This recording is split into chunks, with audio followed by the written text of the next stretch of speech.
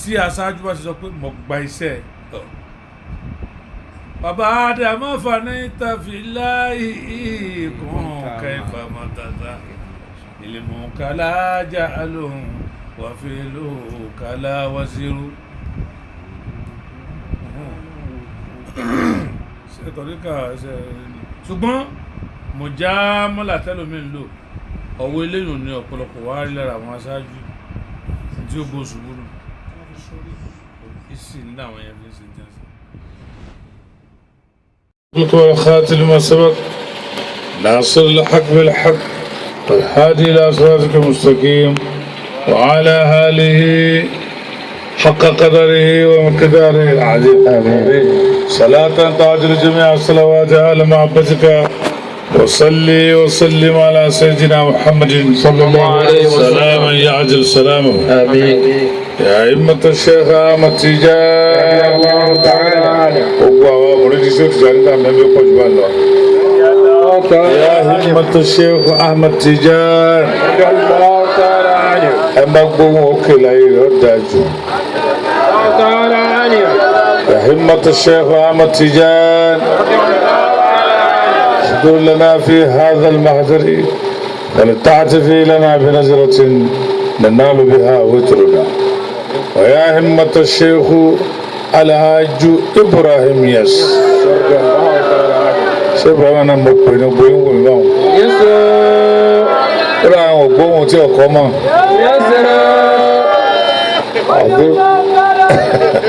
احضر لنا في هذا المحضر ولتعتفي لنا بنصرة تأتي لنا بنصرة آمين. سبحان ربك رب العزة عما يصفون والسلام على المرسلين والحمد لله رب العالمين. فاتحة كما كسر هذا سورة الإخلاص متى صلاة الفاتحة مارو ẹnì kọ̀ọ̀kan bá ṣe sí dáadáa sí bùkátà tẹ̀ náà ṣe bíyà ó bẹ̀rẹ̀ láti bí ó ti bẹ̀rẹ̀ látọ̀dọ̀ bàbá wa gba Mawlana Sheikh Ahmad Tijani bàmúládà rẹ̀ bàbá Mawlana Sheikh Alhaji Ibrahim bàmúládà rẹ̀ bàbá wa Sayyid Ali Sizi bàmúládà rẹ̀ bàbá wa Imam Hassan Sizi ọlọ́run ọlọ́dọ̀ ọlọ́run gbọ́n bàbá àbàtì àṣẹ nìkọ̀ọ̀kan wálẹ̀ mọ́sàbà múládà rẹ̀ bá wọn àwọn ìyá tí wọ́n sẹ̀rẹ̀ kọ̀ọ̀kan alẹ́ sẹ́ni pẹ́sọ́lù kẹ́mà múládà rẹ̀ bá wọn àwọn ọ̀rọ̀ alẹ́ lọ́wọ́ àbáwá fadilatu Sheikh Muhammad Raji wọn gbọ́ ẹ̀ ń gbọ́ dáadáa lọ́ba àṣàlékún kẹ́ wọn àṣàlékún kẹ́ wọn àpò kẹfì wọn sí gbogbo nǹkan wọn mọ̀jẹ̀ kó bàjẹ́ alábàájẹ́ tọrọ tẹ dórí ẹ̀yìn mashayikh láyé pa àjọ máa ń ṣe lọ́dọ̀ ọdún náà tí wọ́n ti kó sọ́dọ̀ kẹ́mọ̀ ọlọ́mọba kẹ́gbọ́ wọn. Fatiha kan Suratul Ikhlas mẹ́ta Salatul Fatiha márùn-ún òun tá a tọrọ ń sábà múlá rẹ̀ lọ́wọ́.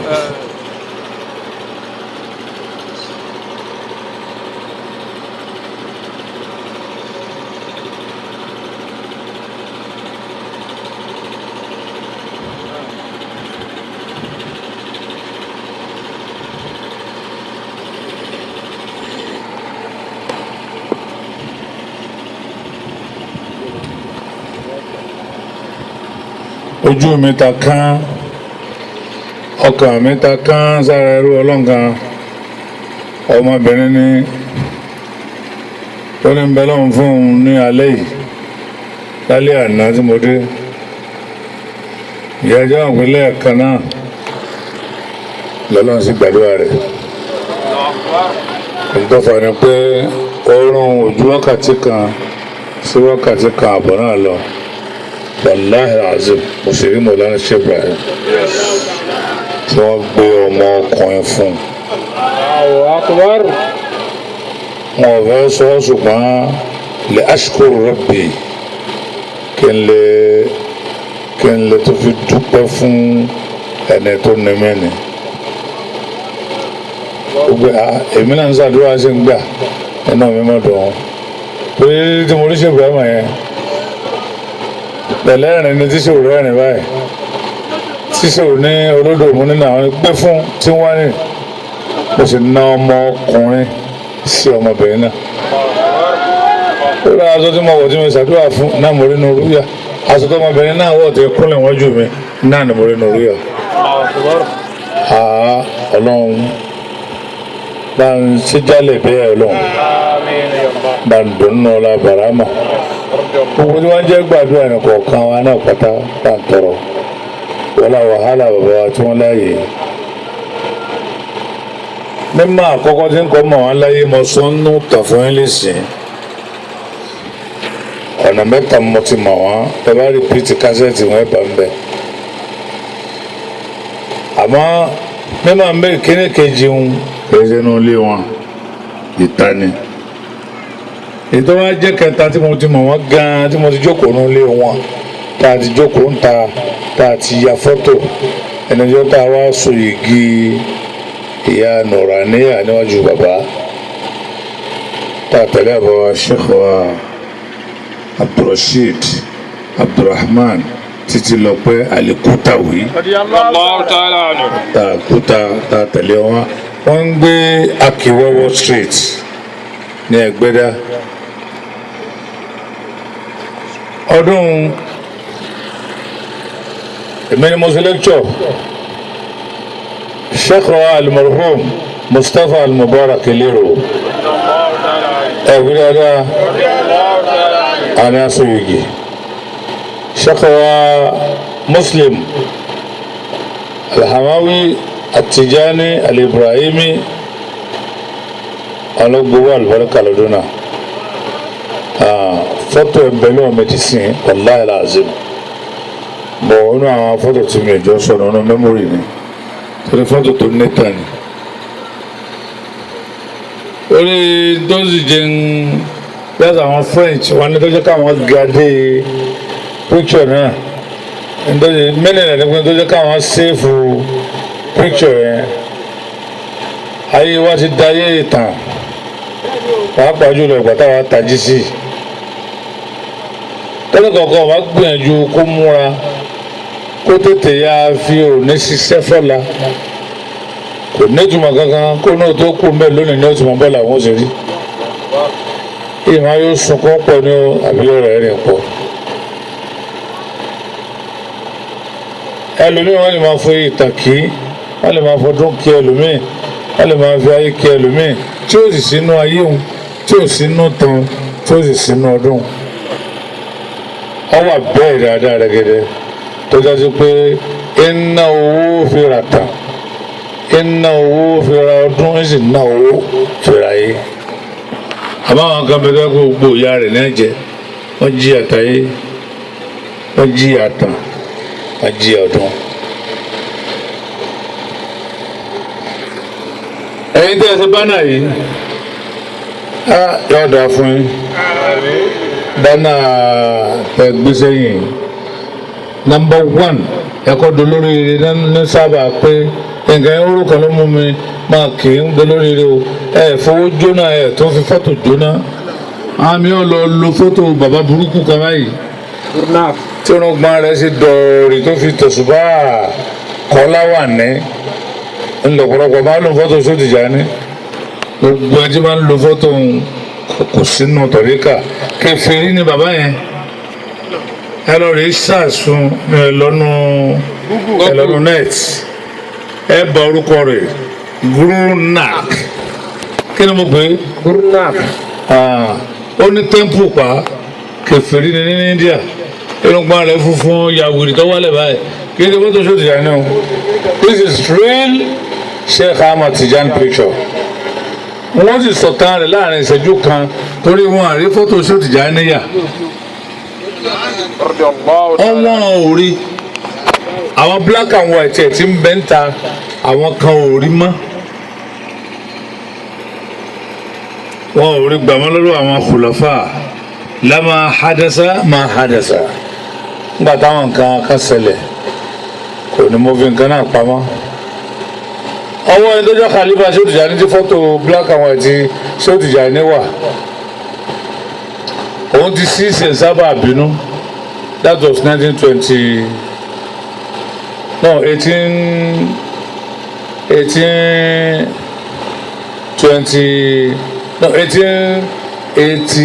1878 or 87 máa rántí tàn dáadáa ìgbà ṣé ẹjọ́kọ́ nígbà ṣé o lọ sí Fatuwa láti pèsè ní ìlú tí wọ́n bí Shehu Tijani gan Algeria nílùú Jazair ẹ̀nà gọ́ọ̀mẹ̀ntì ní kí wọ́n yà fọ́tò lọ́kàn ìdógún ni wọ́n arrest Shehu Tijani as a criminal person ká lè mọ̀ pé gbogbo ìyàlọ́jà fáwa gbogbo òsìlọ́ta gbogbo ìdààmú lọ́ba tó ti bẹ́ẹ̀ kò kúrò lórí agbọ́nrin tí ń rìn lọ iná ni ọ̀tán lè yìí ìlójúṣe bọ̀ wá mọ̀láṣẹ́ alájẹ Ibrahim sọ pé kọ́kọ́ tú dànù náà máa ń fẹ́ jọ Shehu Tijani ṣe onígbò jù mí kan èmi àlífà rẹ̀ yí ẹnìkan kan ò lè jọ mí torí nínú tó ń wá tó lé ni bí máa ń wá máa mi yìí tí wọ́n bá ń sẹnu jádojàdó tí wọ́n ń kì mí olólùkan bàrámà nù mí kí ẹ máa ṣe Ibrahim sí ẹ pé yẹn sì kí ń gbọ́ kazaba zamanu la yatiyanna bimisli faya zamanu fakaffir bi ijadi misli aya máa fẹnu jádojàdó ń wí bẹ́ẹ̀ náà ni jọ bàrámà bí orin bá gun àwọn olórin bàbá ẹ ló lè máa láyé èèyàn torí àpàlà bàrámà ni bí orin bá gun tó bá dojú ẹ Haruna Sọlá ní èèyàn tó jọ mí kò lóhùn mi lẹ́nu Haruna tó sọ fún mi pé ẹni tó tiẹ̀ jọ ń darú tó lóhùn lẹ́nu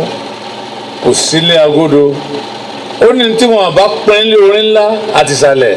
ó ní gbogbo ẹ̀ ló ń ju àpótí òsì. wàjà fílímù yà bí fílímù àárí fílímù túrọ̀m. فقد قصر الأكتاب عند الكشاوية قصر الأكتاب gbogbo àwọn èèyàn gidi àwọn àkútàbà àwọn nǹkan kàdé kásòrò àǹdẹ́rẹ́kì sáwìyà bá ń kẹgbẹ́ bá ń ṣe dọ́gbandọ́gba lérí ààbò kí la fi jọ ó rí pa àwọn kan tí ọkọ wọn ó rí pa àwọn kan dèdè nìkan tí wọn ń bẹgbẹ wọn jà ó pé ó rí pa àjọ kẹsẹ̀ bọ́ ṣòkòtò kan náà sọ ma pé dèdèrè Yorùbá nù ó sì jọ máa bá wọn ṣòkòtò kan náà ó kálukú mọ ẹ má má jà gidi yìí máa dá ṣòkòtò tiẹ̀ nínú bọ́ọ̀lù ìwọ kúrú èmi ga ṣòkòtò wọn láàjọ akẹsẹ̀ bọ̀ bọ́ọ̀ kẹsẹ̀ bọ́ ṣòkòtò mi fàyà sínú mo ti sọ sínú rẹ̀ kóró okùn bó ṣe jáde nínú ẹ̀ lórí ṣòkòtò mi jù ọ lọ ṣé wàá ní gbogbo sáìsì ayé ló ń dá sáìsì ayé pátá fẹjọ́fì fàyàfì fílmù àárẹ̀ déédéé bẹ́ẹ̀ yẹn bá ṣe rò pọ́ńpọ̀ tó ẹni àgbàkúnyẹ́ kò takò sí Ibrahima nínú Yorùbá láfíríkà ní ṣe Adam Abdullahi Al-Alori ẹsẹ̀ rẹ̀ díẹ̀ lọ́hánù sẹ́kítírì Barahama ẹni tí Adam bá pàdé ní airport Ibrahim Job wọn ò rí ṣe Ibrahima gan káàtó wá jọ pàdé ní Rabita tí ọ̀gá wọn ṣé Adam máa ń sọ pé mo ti gbọ́ Sheikh Ibrahim ní nàámi Adam mo ti bá ọmọ akéwù rẹ pàdé mo sì ti gbà fún ọmọ akéwù mo sì ti sọ̀kalẹ̀ fún ọmọ akéwù náà mo sì tánù fẹ́ rẹ̀ bóun ní ṣe yọ kúrò tí n tún ṣe kó lára rẹ̀ wọ Barahama ní ibi Adam Abdullahi ló ń jẹ́ Ibrahim Abdullahi lèmi náà àjọ wàhámi kan náà ní ẹni ó gbà fún òun wà ánà hùwà èmi ní onáàsì lèmi náà Ibrahim Jobu yìí ṣé ò lọ tọrọ bíbí ẹ number 1 nù Ibrahim Jobu yìí ń gba bàbá rẹ àti ẹwọ ọmọ títí wọn ò rí bí ṣé ò ní mọ̀ ń bọ̀ tí má ti kúrò níwájú sífà lálẹ́ ọ̀la ṣé ń jẹ tó dùn lẹ̀ mọ̀ ń bọ̀ pẹ̀lú ẹ̀ méjìlá ṣé ń jẹ tó lè kárí wa wọ́n sì jẹ́ tán fún ara ṣé ò sì ké sí bàbá tá à ń pè ní Jobu pé wá kó oúnjẹ ìsẹ́nu ìyàwó rẹ ìwọ rẹ ẹjọ sunrun kan náà lálẹ́ ẹ má sùn mára yín mọ́ wọ́n sì kú mọ́ ilé. ọkùnrin lọ́wọ́ máa fún ọ ní sì sọ lóko mi lálẹ́ ọjọ́ tí ṣé o lọ jọ náà ní sọ wọ́n sún mọ́ra wọn tòótọ́ irọ́ ní àfọ yìí ń pa yóò dosù kan kò rí kinní mọ́ báwọn obìnrin ṣe máa ń wí oṣù mẹ́jọ mẹ́sàn-án báwọn bímọ ṣé o lọ́kùnrin ni wẹ́ẹ̀sì ló bi aago báyìí ló bi aago náà ló tún bi wọ́n gbé wọn lọ́kùnrin mọ́ ní ṣé o ní ẹ mo ti sọ lóko اسمه إبراهيم أنا لكل من لكل والكل من أنا كل من أنا تفكر في هذا قولي تعالى ومكانتي تفكر في هذا القول تعالى ومكانتي جنكي عاية نمبو مي فاتو شو تجاني دي لونو مدوغان no mẹ́dọ̀gán ṣé wàá lọ sí fas wọn àti ìkọ́ fásì báwọn ọ wà nínú àlàpà kódà ráúdà Sheikh Tijani wọn ń dalẹ̀ sórí ẹ̀ wọn ò dá ráúdà yẹn mọ̀ wọn ò dá sáré màsín kankan ṣe àmọ̀ pé Sheikh Tijani sọmọ Morocco ọmọ Jazair Algeria ni wọn lé wọn kí ni wọ́n lé lọ Syria wọ́n lé lọ Misra wọ́n lé lọ Damascus wọ́n lé lọ Amman wọ́n lé lọ Sharqa wọ́n lé lọ ìlú kẹsàn-án tí a lé adénu ẹni Morocco bẹ́ẹ̀ ni a ṣiṣẹ́ sí náà fi papòdà bẹ́ẹ̀ níbi wòlíì bá ṣiṣẹ́ sí tọ́lọ́mọba ti fún ní makam tó ti ṣe zuhur níbẹ̀ ní í sùn.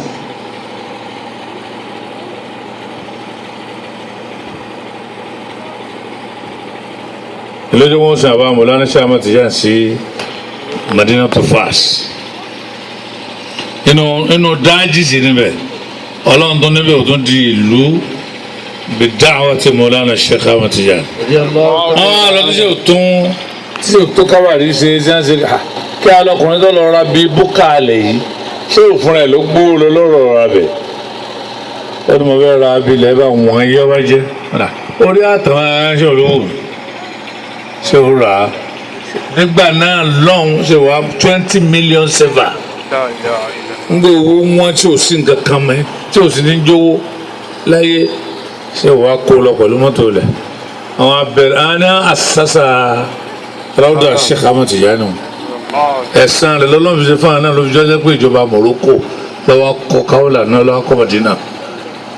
ìtàn ẹ̀ lọ́ngbọ̀n bá ọba wọ ráúdà Sheikh Tijani structure ti ń bẹnu rọ́dà yìí náà ló bà nínú rọ́dà Mawlana Sheikh Alhaji Ibrahim àwọn tí wọ́n á tọ́ àná ìjọba Morocco náà gbé ṣé wàá bẹ̀ wọ́n títí wọn ní là ẹbí wọn lọ́kọ́ Sheikh Tijani tá a mọ̀ tó sọ wá dolóríire wọ́n sọ gbogbo òlu dolóríire àfa kankan tó kàn wá tí ó jẹ wá lù tó kú bẹ̀ tó bá tiẹ̀ lọ́la màsí. iṣẹ́ òṣùwà ọdún tí ṣe wá lọ ni àwọn pè Mawlana Sheikh Alhaji Ibrahim ìwọ ní ní ìṣe látàárọ̀ tó ti dé láti kó kámẹ́rà wá pàdé rẹ̀ àti yíyá òní fọ́tò pẹ̀rẹ̀pẹ̀rẹ̀pẹ̀ bàbá wa Ibn Umar àgbà Sheikh Abdullahi Ibn Umar tó jẹ́ ọmọ dàrẹ́tì kẹta ṣé Mawlana Sheikh Ahmad Tijani lọ́wọ́ aṣọ ẹkùn ló dì mọ̀ ṣé o tọ́lọ́ ní àkọ́bí Sheikh Muhammad Al-Habib bàbá wa àrí fọ́tò ẹ̀ tó sì wà tá a fẹ́ gbà abẹ́ àwọn khalifa ìjà sì ti ṣẹlẹ̀ tí khalifa wa kaba yìí ti bínú lọ́ntì ẹ̀ ọwọ́ ẹ̀ sì ní fọ́tò àfa wa wà ọ̀yà kan ní ìṣẹ́jú wa báyìí ọ̀yà wẹ́lẹ́wẹ́lẹ́ tó kó dànù ó ní kò kú yìí ó ní bó ṣe lọ́nu jẹ́ tó gbé tó fọ́ tó yọ fọ́tò náà a sì láǹfààní ká dì mọ́ tàbí ṣé oníkùn sí nǹkan kan gbàgà kan wájú ṣé wàá gbàgà fa ankalaba Sheikh ṣé wàá kẹ́yìn sí gbogbo wọn àwọn kan fẹ́ gba iwájú bàbá àtà ṣé ò dá everybody báyìí padà gbogbo kálukú padà ṣé ò kẹ́yìn sí wọn kọjú sí ibi báyìí wọn á wé lára nígbà wọn á kọjú sí wọn padà wọn ló kámẹ́rà yín dà wọn ní hàn ní wọn kí wọn set kí wọn yí àwọn lẹ́ẹ̀kan náà àwọn fún wọn ní ìṣẹ́jú kan wọn yà pàápàá bí fọ́tò ṣe jáde lọ èyí tó bínú ṣé wàá gbọ́ ni wọ́n lọ fọwọ́ wọn lé ṣé wàá wò báyìí ṣé wàá sunkún ẹni tí òfin kọ orin méjìdínlógún tó fi kí ṣé Ahmad Tijani àgbà ńlá ní ìsìnwó ó di orin náà kálukú ń kóná tí a káàkiri kékeré tó ní àfa kankan orin Mawlana Sheikh Ibrahim ni ẹdùn àti kíkì iṣẹ́ òpẹ̀lẹ́ kún ni. Ya Tijani, Ya Tijani, Ya Tijani, Ya Tijani, Ya Tijani, Ya Tijani. Oui. Ya Tijani, Ya Tijani, Ya Tijani, Ya Tijani. Ya Tijani, anta nurun. Ya Tijani, anta nurun. Fil wara kaunu wa hijwa. Fil wara kaunu wa hijwa. Kuntu fi talal uburi. Ya Tijani, Ya Tijani. Kuntu fi talal uburi. Orin náà rí adùnní. Ya Tijani. Maraka fil manami. Kadra ainul bashiri. Ngele tuorin dele. Maraka fil manam. Tuba munya. La la rio. Wakadraha ainul bashir. Eléyìí ń rọ́lọ́n direct ni. Gbọ́dọ̀ yá kúta sọ́npa ẹni. Ó ní gbogbo kò lọ́wọ́ ẹ̀ ọmọ èèyàn lè tẹ̀. Ọwọ́ èèyàn lè tẹ̀ màkàmà kutubul maktub. Nígbà wọn ti kọ́kọ́ pẹ́sọ nígbòdo ní ọdún kejì, ó ní atal anbiya. Ó ní ànábì ọlọ́run lè bá màkàmà ma. Mo ní adakal makam. Téèyàn bá wo tí a kẹ́pẹ́ lẹ́mẹ́ tí wọ́n ń pè ní Sidratul Muntaha, bàbá wa gbà. Rahimahullah, zadahullahu rahma wal maghfira. Bàbá dáadáa ni Sheikh Muhammad al-Gibrim Agagari. Ẹ̀yin dẹ́ pèmítẹ̀ ń sùn yìí, ẹ̀wọ̀n jẹ́ ajá o. Àtàfà àtọwọ́ alẹ́gbẹ̀rẹ̀ náà tó fọ́ lẹ́nà náà ti ń tògbé. Ẹ̀wọ̀n jẹ́ ajá o. Ẹ̀yin jó látàárọ̀ ẹ̀yin yóò díẹ̀ ṣe gbogbo ẹ̀. Wọ́n á dásìkò tí wọ́n ṣe wá sí ẹ̀fín mi sùn. Ń gbé mikrofóònù lẹ́lẹ̀ mi náà lọ sùn. Ọ̀rọ̀ ẹ má ṣe bẹ́ẹ̀ kọ́. Ẹ̀sùn wájú yín bí ẹ̀sùn wájú mi ní. Ẹgbẹ́ gabi kí ẹran júmọ́ mi gán kí n má wò mí báyìí. Ẹ pè mí lọ́wọ́ àṣẹ wọn fi mí sùn. Kí omi ni òwúlò ni àbí mi ni òwúlò? Ayọ̀ àjọ máa wò mí dáadáa máa kájọ wọn. Tí n bá tó wá rí pé kanu yín tó gbé yín tó gbága yín kú ẹ̀ tó bọ́ síbi. Tí n bá tó wá rí pé ẹ̀ tó ń tó gbé náà ń wà gbága di yín pé ẹ̀ nàró. Ẹ̀ nàró kẹ̀kẹ́ pé yẹn sílẹ̀ mi ta kí n gbọ́. Wọ́n kà ókè tí bá ní ẹ̀fọ́ òkè ní ìsìn máa ẹ wò ẹ sì pé yẹn sì wọ́n sì mú ọmọlẹ́ ọlọ́run dé. Ẹ jòkó ọlọ́run kọ́ wà lóko ọlá ṣé Aláàjì Ibrahim gbogbo òbéèrè ẹnìkọ̀ọ̀kan ọlọ́mọṣà jọ́sẹ̀ lákọ̀ ọlá ṣé olódò ọlọ́. Ṣé o kọ orin náà? Wọ́n á gbé fọ́tò wọn pé Adam Maulana Sheikh Tijani ó náà ní tòótọ́ bó ṣe rí ni ṣé wàá fún wa. Èmi bá fọ́tò yìí lẹ́nu ọ̀nà yàrá ṣéwù wàláhi tàláhi summa billahi ladhi la ilaha illa huwa. Mo bá fọ́tò ní black and white ni mo bá lẹ́nu ọ̀nà yàrá Sheikh Aláàjì Ibrahim ní 74 tí mo wọ Madina mi àkọ́kọ́ nù. Kí ni mo fẹ́ fà yẹn mẹ́lẹ̀ pé fọ́tò ìdí ẹ̀kọ́ lò ẹ ti kọ́kọ́ fi mú lẹ́rú pé ẹ sí oúnjẹ ẹ sí banner print ẹ jówó ná fọ́tò bàbá wa náà lè tán lò yìí bàbá wa fọ́tò àti sọ́ọ́ mọ́mọ́ tó rájì alábà àṣàlékún yọ̀nà wọn ẹrú wúre òbó ti dúró láàrin àwọn afá rẹ̀ ẹrú wúre nu ẹwọ́ làbúrò sí déédéé pẹ̀lú afá rẹ̀ dúró lẹ́gbẹ̀ẹ́ rẹ̀ tí wọ́n mọrú àárín ta lọ wà bí wọ́n bá náà wọ́n ti fọ́tò ní ìṣẹ́ wọn pé bàbá ìwà lílé ẹ̀ ọmọ kí wọ́n ní àwọn tọ́lọ́ ń bá gbàbọ̀ wọn ní máa yà fọ́tò báyìí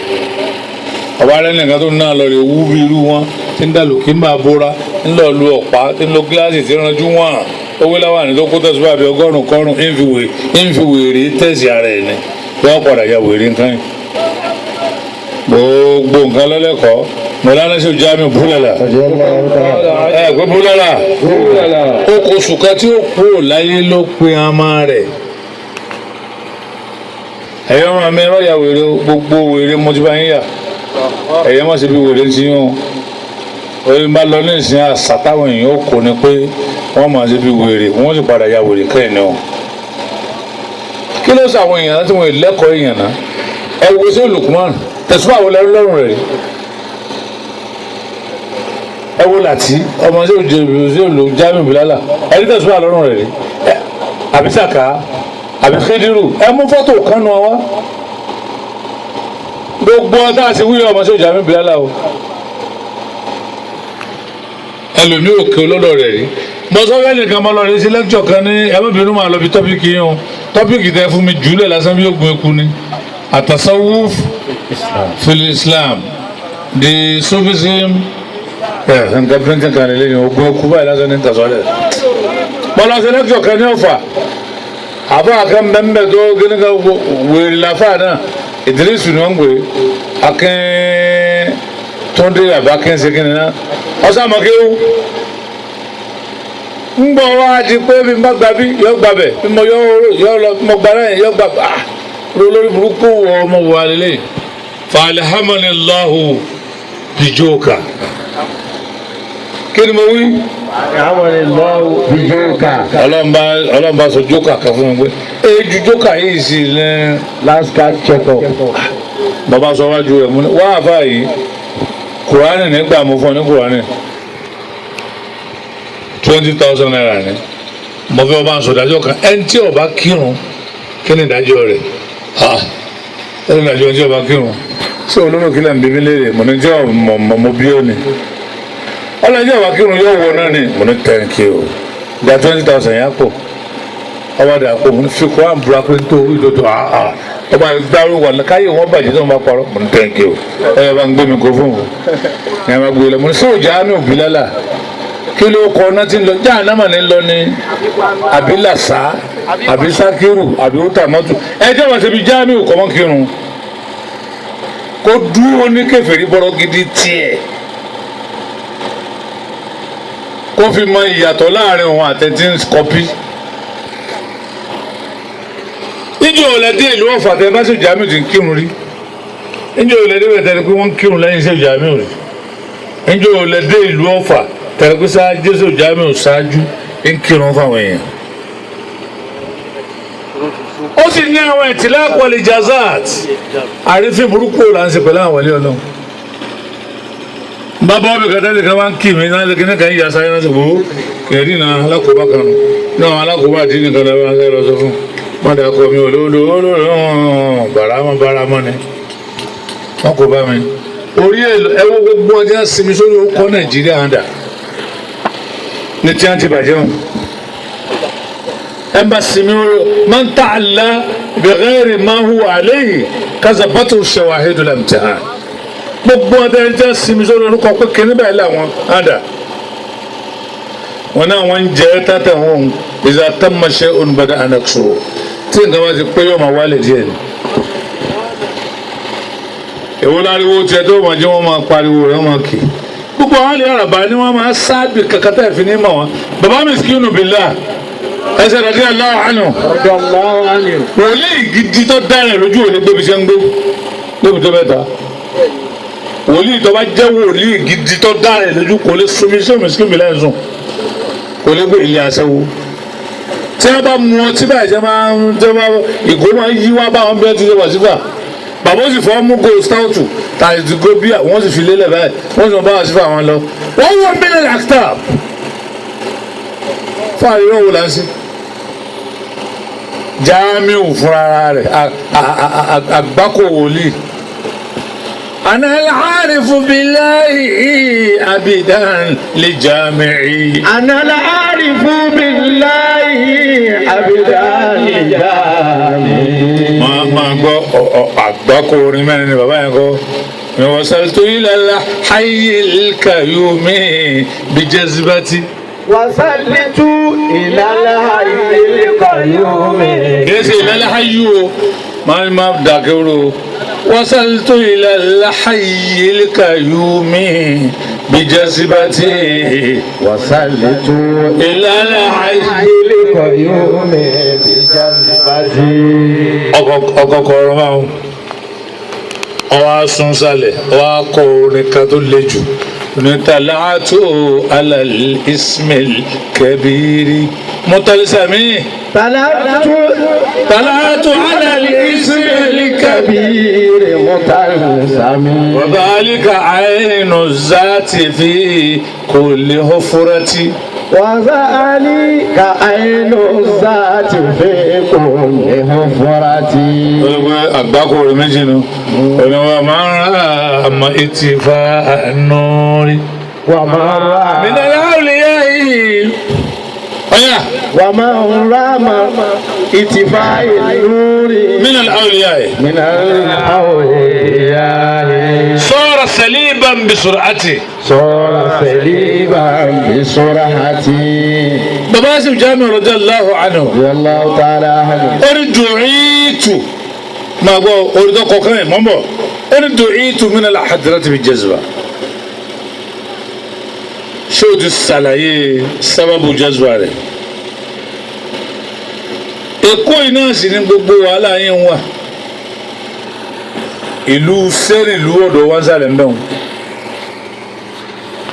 ìlú jẹkújẹ lọ́dọ̀ yín bì. يقولون جفاء أجرت صلاتك ولم يعلموا أني أصلي بمكة ولم يعلموا أني أصلي بمكة máa sọ̀tàn ti Ìdírísù Akẹ́là bí abẹ́ nǹkan wọn bí dídì ni wọ́n sì bí ní tìẹ̀rán tí ó kọ wọlé rẹ̀ tó fi ṣèkéjì ọkọ̀ mo kó fún tán ní bá ń gbà irú ọ̀rọ̀ wo lẹ́ sọ sí olódò mo ní tí kí ni fi ṣe ẹ ń bá rò tọ́tù ọba sọ̀rọ̀ gbọ́dọ̀ ní yọ̀ọ̀rọ̀ àánú náà ni ó ní bẹ́ẹ̀ ni ó ní ti bí irú ti sí òjá mi wá ni mọ́kílódé ò lè sọ bí ọ̀rọ̀ sí òjá mi ọ̀rẹ́ nìyí ebi sálẹ̀ ọ̀dọ̀ yín bì ní torí bí tipa garaajì yẹn àbí ẹ̀yọ́ ma ìjẹ́ náà àmọ́dá lẹ́jọ́ kọ́ tipa garaajì làwọn wà ìyànà sí Jamiu Bilal sí wà lọ́wọ́ kan báyìí ká tó débi ọ̀fà center mosque left ìyànà pọ̀ tán bẹ́ẹ̀ ni mo ní sàlàyé èsì mo ní sàlàyé fún mi ọ̀rọ̀ tí mo sọ ọdún karùn-ún rí o ṣé ẹ fẹ́ bá tó ń jẹ mo ní bá tiẹ̀ jẹ́ báwo ṣé òun náà àgọ́ pé sí Jamiu wọ̀ ná mo ní sí Jamiu tí ò kírun ló ṣe wá àṣìlò lè gbé Kùránì kọ sọ pé banko omi tó kọ́ àpò banko 20,000 mẹ́rin kò bá dà pọ̀ mo ní n tó mú ọ má lè kàfàrà wàlí Ọlọ́run tí ò kírun tí ò mú ọ lè sọ pé ẹni tí ò bá kírun ọ wọ̀ náà ṣe ò Jamiu ọ wọ̀ náà sọ ma pé nǹkan kan ẹ̀sùn jẹ̀mọ́ nǹkan kan ní ṣiṣẹ́ lára ẹ̀ ó ní bẹ́ẹ̀ ni ṣé o lè ṣe bí rẹ̀ ó lè ò lè ṣe bí rẹ̀ kí ló ń bú owó Súfí sí. sọ́dọ̀ mi ń yé iye èyí tẹ́ pè mí yìí kí ló ń bú oní Súfí sí. àwa ni ṣe wa tẹ́nibọ̀dì bá ti ń bú wa ń bú Ọlọ́run ṣùgbọ́n bó láti dìfẹ́ǹdì ẹ̀ èèyàn lè mi ọkọ̀ júwèé fún wa gbogbo àwọn àlè araba níta ewu pátá gbogbo wọn ní hijab wọn ní ẹmọkùnrin àgọ mọ́tò kankan yẹn wọn yóò wọn máa bọ yẹn ní gbogbo mọ́tò mọtò bá yẹn rà lẹ mọ́tò tẹni káwọn olè kúrú ẹnu náà fà lọmọ àfà mọtò bá yẹn rà pamọ́ ǹjẹ́ mọtẹyìn náà nígbà tí òun bẹ láyé náà ọmọlanke ní ọlọ fẹsí báyìí ọmọlanke tí wọn fi kó su àwọn ṣé wọn lè kún ẹ̀yin yẹ kékeré ẹni tí ò ṣiṣẹ́ lánàá ọfẹ́ máa jíṣẹ́ lónìí iṣẹ́ dání. wéré bàbá rẹ̀ alágbàfọ̀ ni o alágbàfọ̀ bàbá ẹlòmíì fọganáísà òun náà bóyá ẹsẹ̀ di mùrídì kan ló kó mẹ́rin náà lọ́kàn àlùfọ́ tó gbà sí ọ̀yàmọ́ lọ́kàn òun lójú àbárá o. béèyàn ọba jọ èèyàn yóò ṣe bó ń tẹ̀ ṣe ṣe. àwa bí kí ló fa ta'alluqu subuhati. Sheikh Jamiu wí ọmọ yìí ta'alluqu bis-subhat li Sheikh Jamiu kí ló bí àwọn tẹ̀sùbá àti Sheikh Jamiu fi ń kọrùn kí ló bí. orí bí wọ́n bá bí léèrè ń ta ẹ gbọ́dọ̀ ní evidence. ẹ lọ wo Jawahirul Ma'ani kí mo pé Jawahirul Ma'ani li Mawlana Cheikh Ahmad Tijani. ẹ lọ tún lọ wo Ifadatul Ahmadiyya li Muridu Sa'adatil Abadiyya. الشيخ أحمد تجان